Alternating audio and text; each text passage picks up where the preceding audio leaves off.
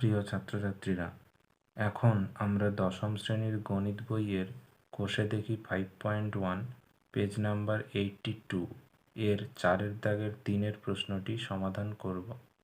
এখানে কোশ্চেন হলো, যদি a:b = 3:4 এবং b:c = 2:3 হয়, তাহলে a:b:c নির্ণয় করো। তো এখানে যে দুটি শর্ত দেওয়া আছে তাদেরকে আমরা প্রথমে বাই আকারে লিখব।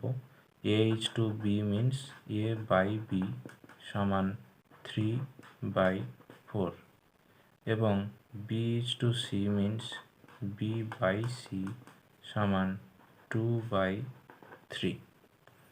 এবার এই যে দুটো ভগ্নাংশ দেওয়া আছে, এখানে আমরা দেখতে পাচ্ছি বিটা কমন।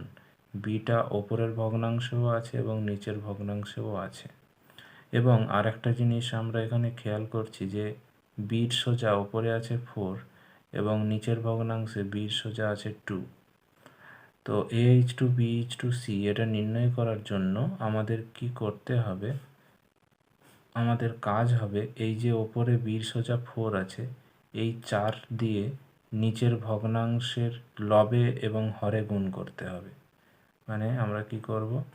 লবেও 4 গুণ করব, আবার হরেও 4 গুণ করব।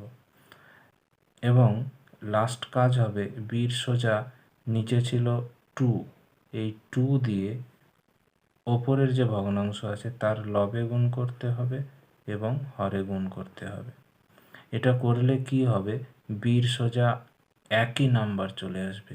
আমরা যদি ক্যালকুলেট করি কি পাবো? 3 দুগুণে 6, 4 দুগুণে 8, এরপর নিচে হচ্ছে 2 4 8, 3 4 12। এখন আমরা দেখতে পাচ্ছি বির সোজা এসে গেছে 8, আবার নিচের ভগ্নাংশেও বির সোজা এসে গেছে 8, একই নাম্বার চলে এসছে। আগে কিন্তু একই নাম্বার ছিল না। তাহলে আমরা ফাইনাল অ্যান্সার পেয়েই গেলাম। a:b:c সমান হয়ে যাবে, এর সোজা নাম্বার আছে 6:, বির সোজা আছে 8, নিচেও আছে 8, তাহলে লিখব 8:, সির সোজা আছে 12। তাহলে ফাইনাল অ্যান্সার হলো 6:8:12। এখন এটাকে আমরা কাটাকাটি করে আরেকটু সিম্পল করতে পারি। তো 2 দিয়ে যদি কাটি, 2 এর নামতায় 6 আছে, 8 আছে, আবার 12ও আছে। তাহলে এটা হয়ে যাবে 2 3 6, 2 4 8, 2 6 12। তার মানে ফাইনালি কি পাবো? 3:4:6।